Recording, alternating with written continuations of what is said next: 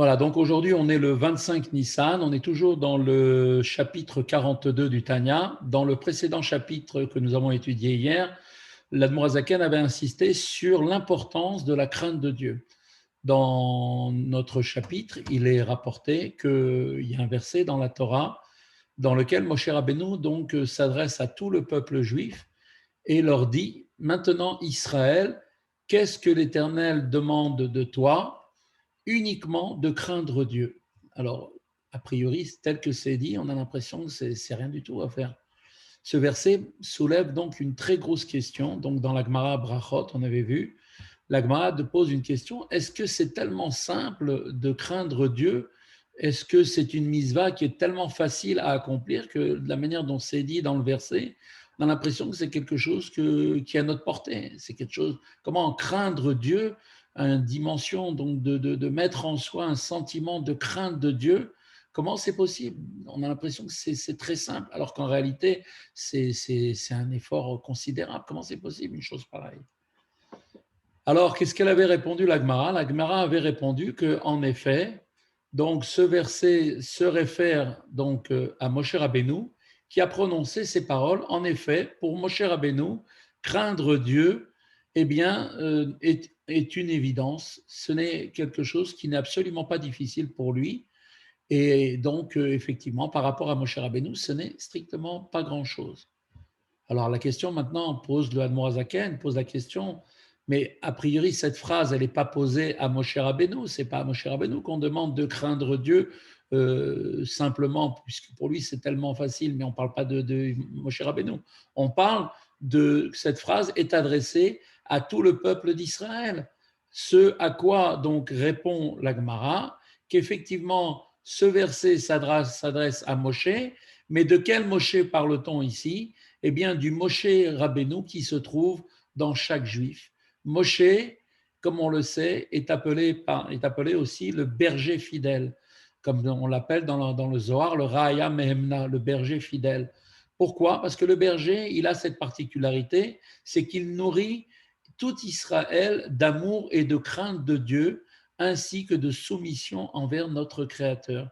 Plus le juif cherchera à s'attacher à ce niveau de Moshe qui se trouve en lui, et plus il sera capable de craindre Dieu, et ce sera quelque chose de facile. Donc voilà ce que veut dire le verset, que la crainte de Dieu est quelque chose de facile à trouver en soi, parce que en chacun d'entre nous, il y a cette dimension de Moshe Rabbeinu, pour qui la crainte de Dieu était quelque chose de très facile à trouver. De plus, il faut savoir en plus, nous dit le Tanya hier, c'est que dans chaque génération se trouvent des tzadikim qui sont eux-mêmes des étincelles de l'âme de Moshe Rabbeinu. Ce sont eux qui enseignent de façon la manière donc de s'attacher à Dieu. Et si l'on s'attache à ces tzadikim, eh bien nous serons aptes, nous aussi, à percevoir et à concevoir la grandeur de Dieu.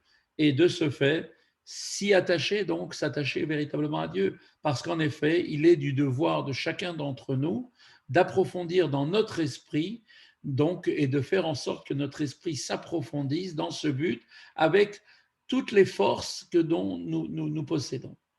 Continue maintenant dans le texte, le cours d'aujourd'hui. Et cette force et cette qualité d'attacher notre faculté de da'at, qui est la connaissance de Dieu, c'est-à-dire pas uniquement simplement comprendre, mais également le ressentir le divin en nous, eh bien cela, yesh bechol nefesh mi beit Israël, existe en chaque âme d'Israël. Pourquoi? Du fait que l'âme de chacun d'entre nous, eh bien, s'alimente elle aussi de l'âme de Moshe Rabbeinu, notre maître, qui est implantée au fond de chacun d'entre nous. Donc voilà comment est-ce que chacun peut effectivement tirer, non pas simplement d'une manière virtuelle, uniquement de chercher à comprendre, mais vraiment de chercher à s'attacher avec Dieu, c'est-à-dire de ressentir vraiment dans notre chair la présence de Dieu, l'existence de Dieu, qui est quelque chose qui fait que nous pouvons le faire parce que notre âme s'alimente de l'âme de Moshe Rabbeinu. Rak machar Shenit la Beshet Benefesh Begouf. Et c'est seulement dès lors que l'âme s'est habillée, donc revêtue de ce corps, alors il lui faut maintenant, pour pouvoir ressentir cela, fournir un effort intense et puissant, comme il est dit, kafula ou mechupelet, double et redoublé, bien qu'effectivement l'âme donc tire cette force de chacun d'entre nous, tire cette force de l'âme de Moshe Rabbeinu, un immense effort notamment reste néanmoins nécessaire pour que le divin puisse s'imposer à l'esprit et qu'un tel lien soit établi avec l'âme de Moshe Rabbeinu qui nous permet de ressentir vraiment, de ressentir et de ressentir Dieu. En fait, qu'est-ce que vient nous dire le Tanya ici? C'est que si cette faculté n'était pas acquise, eh bien, en réalité, aucun effort, quel qu'il soit, nous permettrait de ressentir le divin. Si on n'avait pas cette chose-là en nous, même si on travaillait, même si on faisait des efforts surhumains, on n'arriverait pas à le ressentir. Qu'est-ce qui fait qu'on arrive à le ressentir? Eh bien, c'est qu'en réalité, nous avons au fond de nous cet acquis qui est l'apanage de chaque juif. Eh bien, malgré tout, malgré que nous avons cet acquis, alors on pourrait dire, voilà, on a déjà cet acquis, on pourrait très bien ne pas se fatiguer, puisqu'on l'a déjà en nous. Eh bien non, on nous dit que malgré tout, il faut un effort, et que l'effort requis doit être celui défini comme double et même quadruple. Pourquoi? Parce que tout doit venir par le mérite de l'effort. Tout de suite, le Tanya va nous dire de quoi parle-t-on ici, de quel effort doit-on faire ici référence. Eh bien, il nous dit que l'effort, le premier, il y en a deux en fait. Le premier, c'est un effort de la chair. C'est-à-dire quoi un effort de la chair? Les batesh et agouf ou la chniou. Il est cet effort de la chair pour supprimer les entraves qui sont dues au corps. C'est-à-dire, on lui demande à chacun d'entre nous de briser le corps, c'est-à-dire comment briser le corps, c'est-à-dire affaiblir sa grossièreté et le soumettre de sorte que à ce moment-là, chez Lo Yarshir al Oranefesh, pour que ce corps ne puisse plus obscurcir la lumière de l'âme, qui est en fait sa compréhension et la perception du divin. Comme on avait dit, le corps est en fait un carcan qui empêche l'âme de pouvoir en fait comprendre et percevoir le divin. Qu'est-ce qu'il faut faire? Il faut d'abord le briser, il faut affaiblir sa grossièreté.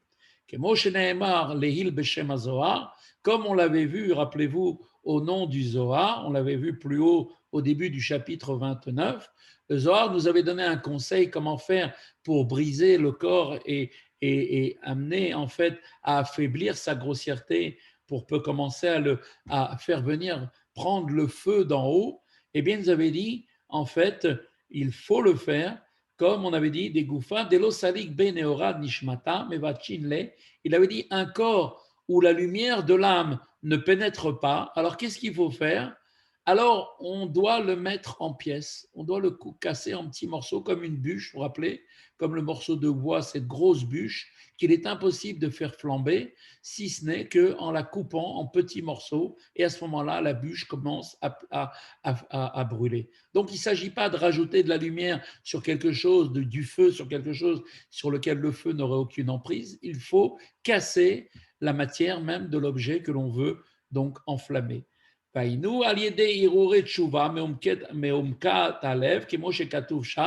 comment est-ce qu'on peut casser, mettre en morceaux le corps? Eh bien, comment on peut le mettre en pièces? Cela au moyen des pensées de repentir qui viennent du fond du cœur, comme on l'avait expliqué là-bas.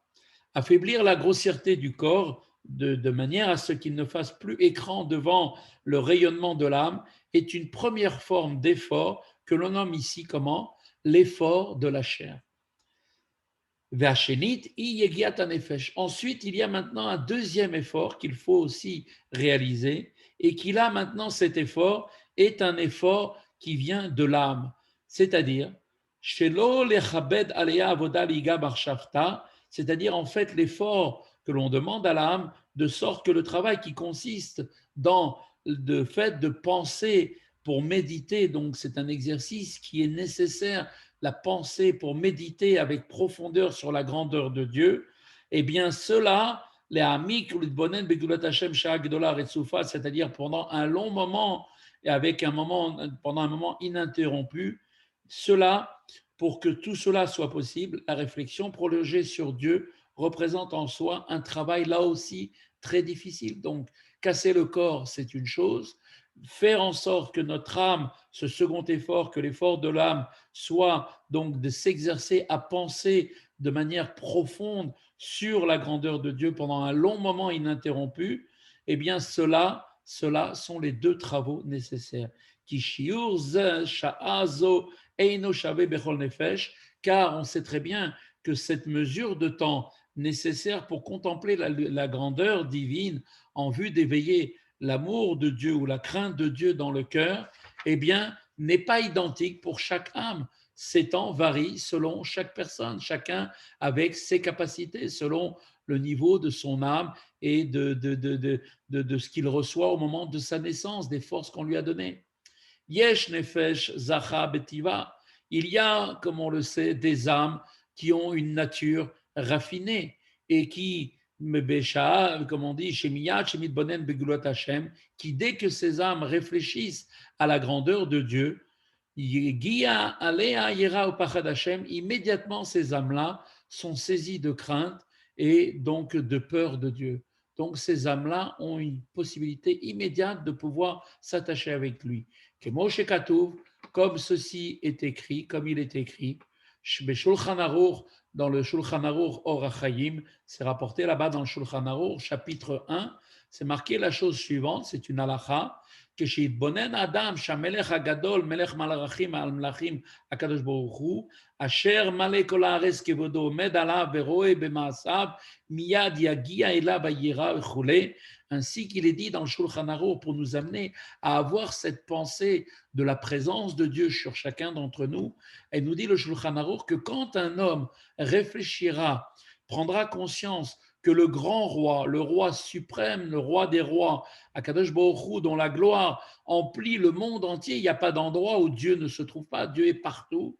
Et quand un homme va penser que, voilà, mais en fin de compte, moi je ne suis pas seul dans ma maison, je suis en présence du roi des rois, d'Akadosh Baruch Hu, que Dieu se tient au-dessus de nous et voit toutes nos actions, immédiatement, à ce moment-là, nous dit le Shulchan Aruch, la personne sera saisie de crainte parce que effectivement, elle aura conscience qu'elle n'est pas seule et que Dieu la regarde, est en train de l'observer. Comme conclut le Shulchan Aruch, il sera soumis et aura honte devant Dieu. Et il est fait ici référence à qui? À une âme raffinée qui, pour cette raison, est immédiatement saisie de crainte sans recourir à une réflexion prolongée. Il suffira pour cette âme-là, raffinée, de réfléchir à ce que dit le Shulchan Aruch, qui dit « Pense à chaque instant que tu n'es jamais seul et que le roi des rois, Kadosh Baruch Hu, se trouve en même temps que toi, là où tu es, et il te regarde, il se tient au-dessus de toi, il voit tes actions. » Donc, cette âme raffinée, avec cette seule phrase, sera saisie immédiatement de crainte et de honte. Il y a cependant des âmes qui sont un peu plus humbles de par leur nature et de par leur origine, qui elles, en fait, mimakor chuzva madrigata tortana de yutsfirot de asiya, qui elles-mêmes, ces âmes-là, procèdent et viennent en fait des niveaux inférieurs des 10 sphirotes d'Asiya, comme on l'avait vu, puisque le trajet de toutes les âmes se fait à partir du monde d'Atsilut et va donc transiter par l'ensemble des mondes. Et les âmes les plus basses sont les âmes qui proviennent du dernier monde, le monde d'Asiya. Et donc ces âmes-là, qui elles proviennent des mondes d'Asiya, sont des âmes beaucoup plus humbles de par leur nature et leurs origines. Et donc, elles ont effectivement maintenant des niveaux qui sont inférieurs des 10 sphirotes d'Asiya. C'est-à-dire qu'à l'intérieur du monde d'Asiya, comme on l'avait dit, le dernier des mondes, eh bien l'âme en question peut venir et appartenir au degré les plus bas des 10 sphirotes.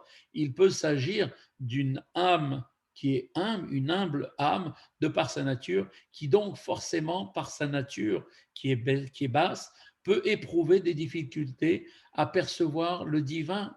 D'accord? Et pour lui, la phrase du Shulchan Aruch n'est pas suffisante de penser, voilà, souviens-toi à chaque instant que Dieu est au-dessus de toi et qu'il regarde tes actions. Ça ne lui suffit pas. Il a besoin de plus. Et ce sont des âmes qui sont incapables de trouver le divin avec réflexion, si ce n'est que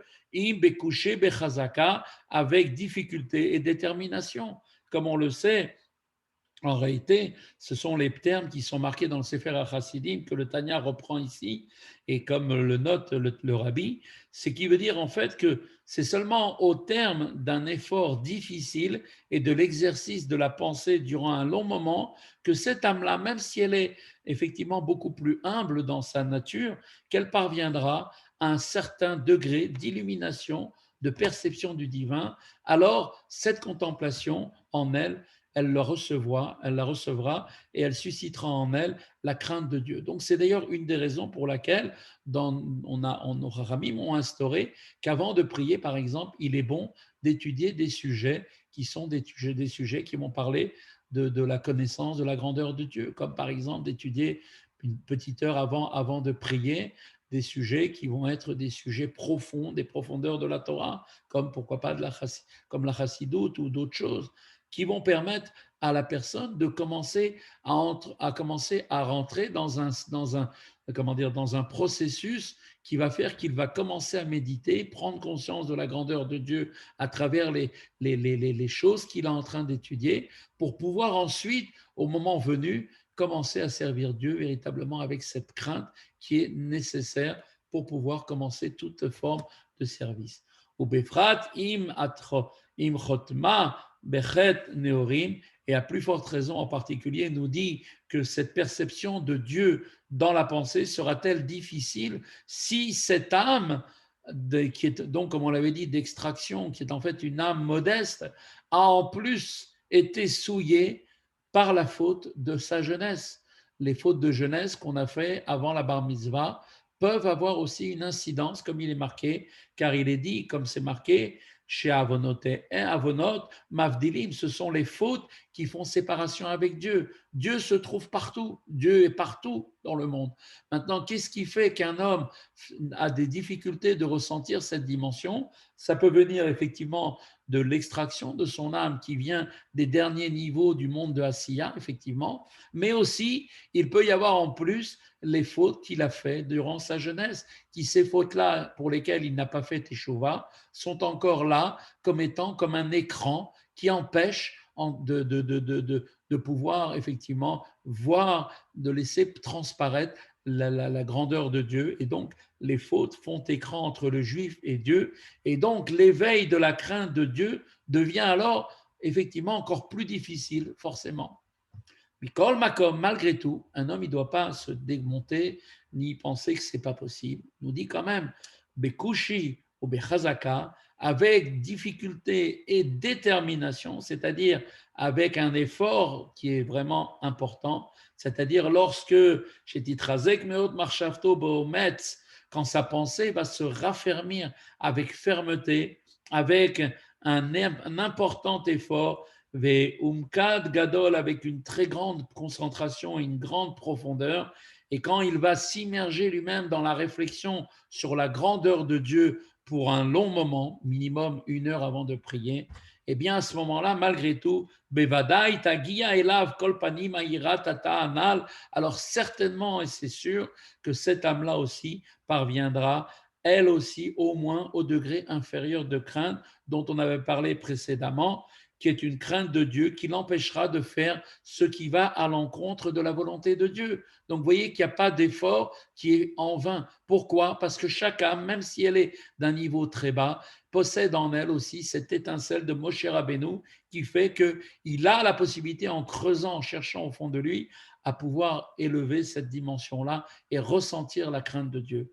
À propos de l'assurance qui est donnée ici par le Tanya, que l'âme, en tout état de cause, aussi modeste qu'elle soit, eh bien, en dépit, malgré tout, aussi même des séparations qui ont été causées par ces fautes, eh bien, si la personne veut vraiment faire un effort, eh bien, la personne atteindra la crainte inférieure au moyen d'une intense concentration sur la grandeur de Dieu.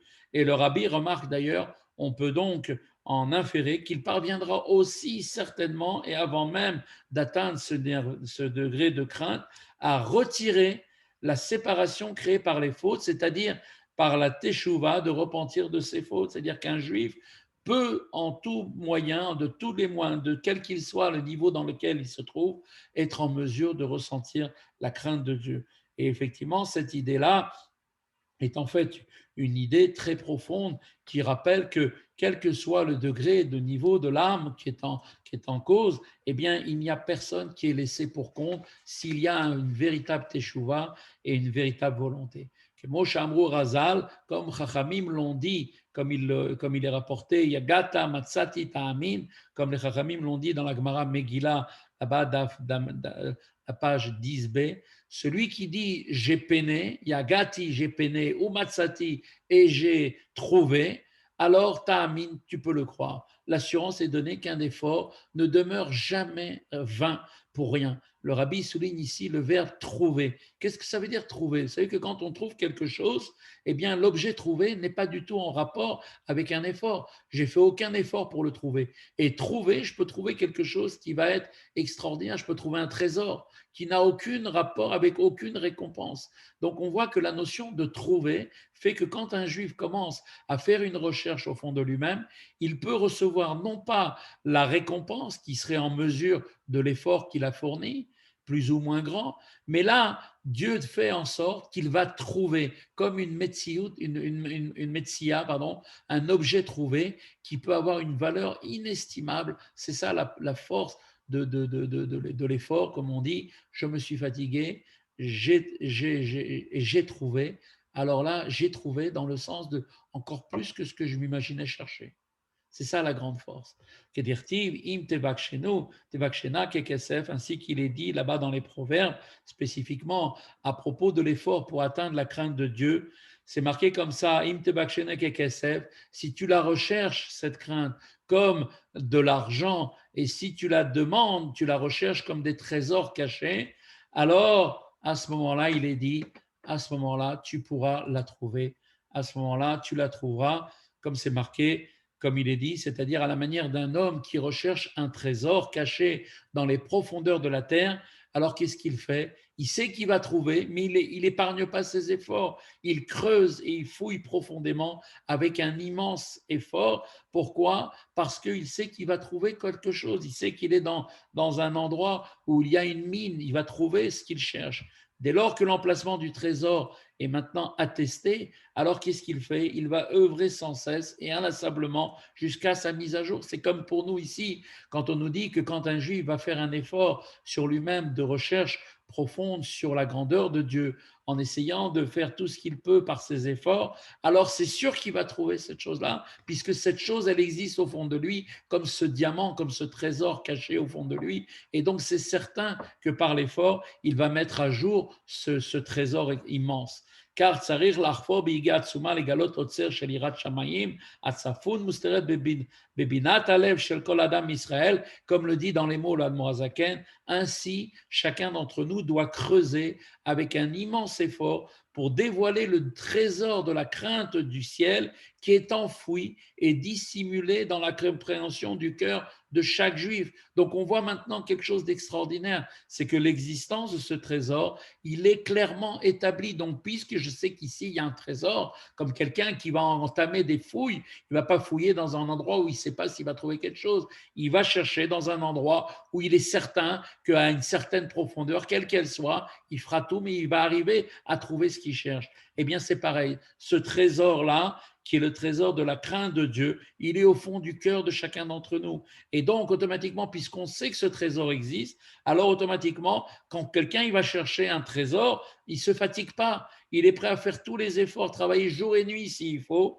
pour chercher sans relâche à l'intérieur de sa compréhension de son cœur, chez Bechinat ou Madrigal Maala Meazman, laquelle sa compréhension du cœur est une qualité et un degré qui est au-delà de la dimension du temps. C'est-à-dire que tout ce qui est ces efforts qu'il fait ne seront absolument pas subordonnés aux aléas du temps et feraient que Dieu préserve défaut et donc se trouver de manière inaccessible à un instant donné parce que la personne se donne à fond, il n'y a pas de limite. Vei aira ativit amesuteret anal. Et il s'agit de quoi? Il s'agit de la crainte naturelle qui est dissimulée en chacun de nous, dont on avait parlé plus haut. À ce stade, maintenant, il y a une question qui se pose. Si cette crainte de Dieu existe naturellement et continuellement dans le cœur de chaque juif, alors pourquoi un long processus de réflexion sur la grandeur de Dieu est-il nécessaire pour y parvenir?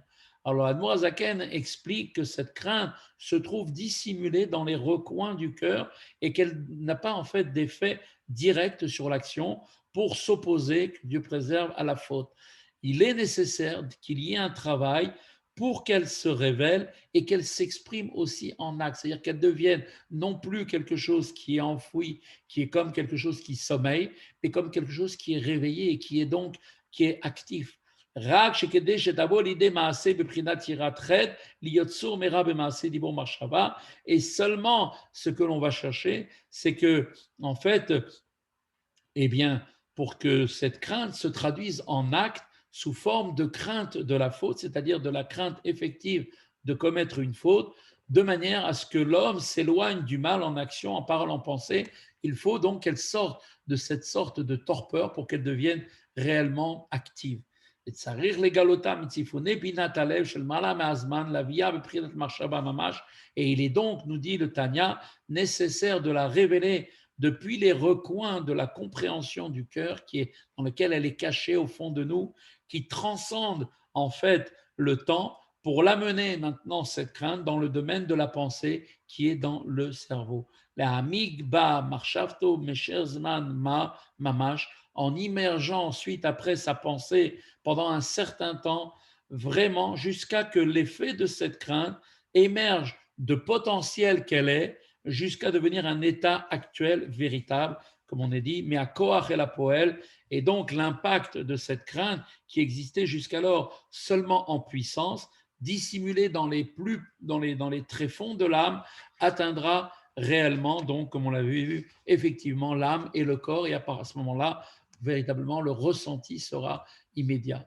להיות סור מרע ועשתו במחשבה דיבור מעשה מפני השם עד סופו מביט מאזין מקשיב מבין על כל מעשיו ובכן כליות וליבו, c'est-à-dire que il va falloir donc arriver à cela, c'est-à-dire qu'à partir du moment où la neshama va commencer à ressentir cette dimension de crainte de Dieu qui est cachée, ce trésor qui se trouve en nous, eh bien l'homme va se détourner du mal et faire en sorte de faire le bien en pensée, parole et action, du fait que Dieu qui nous observe et nous voit, qui écoute et qui nous entend et comprend toutes nos actions et sonde nos reins et notre cœur. De fait, donc de fait du regard de Dieu qui nous pénètre et sonde tous nos desseins, alors forcément chacun s'abstiendra de toutes sortes de fautes et recherchera l'accomplissement uniquement des mitzvot. כמאמר רז"ל, הסתכל בשלושה דברים, עין רואה ואוזן שומעת, et comme comme le disent nos chachamim, on le voit dans les Perkei Avot, c'est dans le 3e chapitre, la première Mishnah, il est dit là-bas, et on terminera par ça le cours, que regarde, il est marqué regarde, c'est-à-dire que ça veut dire regarde, distingue, ça veut dire considère trois choses auxquelles tu dois toujours penser et tu n'en viendras pas à la faute. C'est ce que nous donne le conseil des Perkei Avot. Il nous dit quelles sont ces trois choses. Tu dois avoir à l'esprit toujours qu'un œil, il y a un œil qui voit, il y a une oreille qui entend, et il y a la main de Dieu qui est en train d'écrire tout ce que tu fais sur un livre. Et donc, en ayant effectivement cette pensée constamment, ce qui veut dire que la réflexion profonde sur le fait que Dieu voit et entend chacun de ses actions va forcément nous tenir à l'écart de la faute. Parce que qu'est-ce qui fait qu'un homme peut parfois malheureusement céder à la faute? C'est qu'il a l'impression qu'au moment où il va fauter, bon, personne ne le voit, personne ne l'entend, personne ne le regarde, ce qui est totalement faux. Voilà. C'est là que se termine le cours d'aujourd'hui.